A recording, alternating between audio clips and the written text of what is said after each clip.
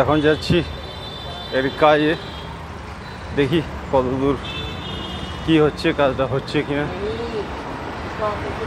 Capital city of India new Delhi. যেখান থেকে বাস ধরবো সেই জায়গাটা একটু দেখাই দিই।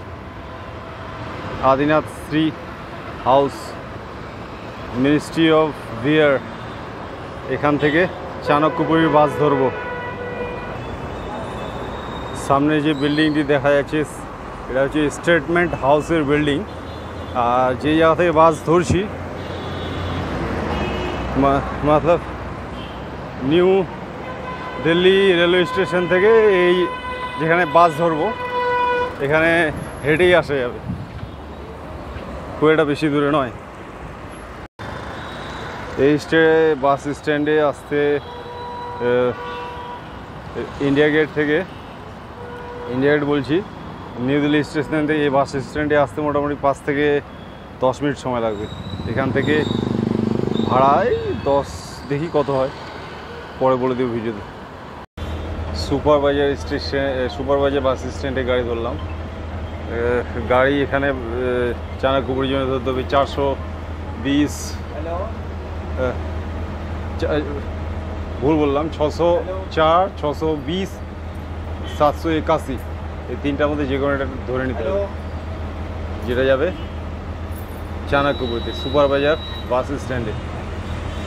ভাড়াটা বলে দিই, ভাড়াটার পরিমাণ হচ্ছে 10 টাকা নেবে सुपरबाजार থেকে चाणक्यपुरी। यहाँ से सुपरबाजार से चाणक्यपुरी जाने में 10 रुपया लगेगा।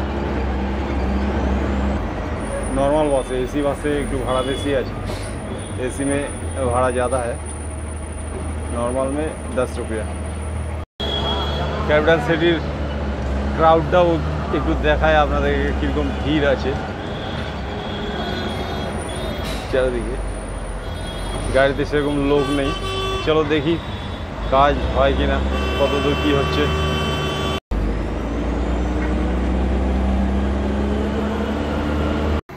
এম্বাসির বাইরে এরকম একটা নোটিশ বোর্ড টাঙানো আছে, এখানে নিয়মাবলীগুলি দেওয়া আছে। ফাইনালি যে কাজটির জন্য আমি এসেছিলাম বাংলাদেশ এম্বাসিতে দিল্লি, সেই কাজটা সম্পন্ন হলো। তো পুরো ভিসাটা দেখাতে পারবো না, আর এই জন্য কী কী মানে করণীয় সেটা ধীরে ধীরে বলছি।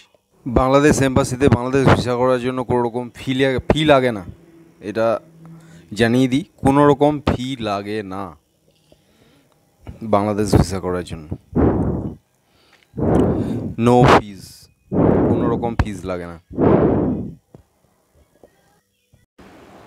বাংলাদেশ এম্বাসি দিল্লিতে ভিসা অফিসে কী কী ডকুমেন্টসগুলো ওরা নিবে, প্রথমেই যে ভিসা ফর্মের সঙ্গে ওরা নেবে পাসপোর্ট, তারপরে ভিসা ফর্ম, কোভিড সার্টিফিকেট, বাংলাদেশে যেখানে যাবেন সেখানকার অ্যাড্রেস, আর ব্যাঙ্ক স্টেটমেন্ট 6 মাসের। এই কয়টা জিনিস ভিসা ফর্মের সঙ্গে দিতে হবে। আর একটা জিনিস বলে দিই যে মানে ফ্রন্ট পেজ আছে, ফ্রন্ট পেজের জেরক্স ডবল করে নেবেন, ফ্রন্ট পেজের জেরক্স ডবল করে নেবেন, কারণ ওখানে ওরা লিখে দিবি যে কবে ডেলিভারি করবে ওরা ভিসাটা, ডেট টাইম ওরা লিখে দিবে, যে ওদের সুবিধার জন্য ওটা এক্সট্রা করে নেবেন। আর দিল্লিতে ভিসা ফর্ম জমা দেওয়ার বেস্ট উপায়, যারা দূরের আছে, হয়তো আপনি কোথাও ঘুরতে যাবেন, ওখানে 2টা স্লটে জমা হয়, যেরকম যে 10টা থেকে 12টা জমা হবে, যতজন জমা ওখানে মানে লাইনে দাঁড়ালো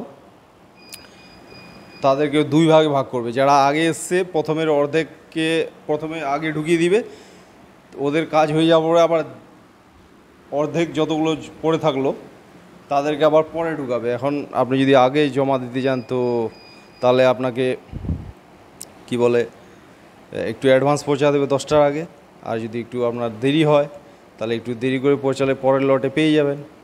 এইভাবে ডকুমেন্টসগুলো জমা দিলে মোটামুটি 7 দিনের মধ্যে হয়ে যায়।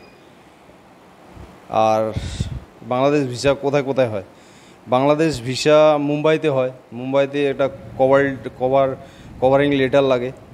চেন্নাই হয়, কলকাতায় হয়, আগরতলাতে হয়, আর এখানে দিল্লিতে হয়।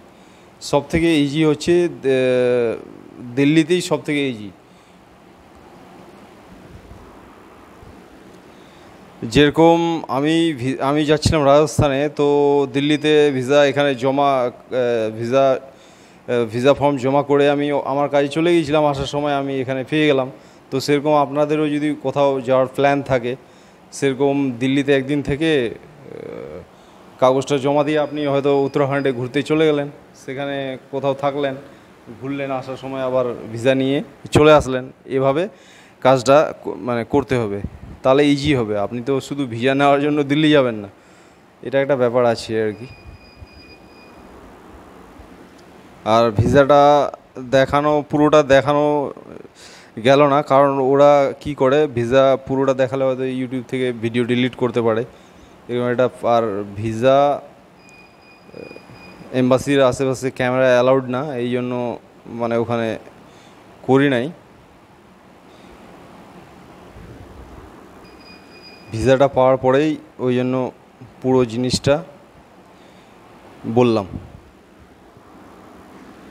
আর আরেকটা জিনিস বলে দিই, ভিসা অ্যাপ্লাই করার সময় ওখানে 1 বছরের মাল্টিপল এন্ট্রি এটা তো করবেনই, কিন্তু ওদের চয়েসের উপর নির্ভর করে। ওরা 90 ডেজের দিবে ভিসা আপনাকে, 1 বছর 90 ডেজের সিঙ্গেল এন্ট্রি একটা হয়, আর একটা হচ্ছে 1 বছরের মাল্টিপল এন্ট্রি। তো আমাকে 1 বছরের মাল্টিপল এন্ট্রিই দিয়েছে, ফার্স্ট টাইম যদিও।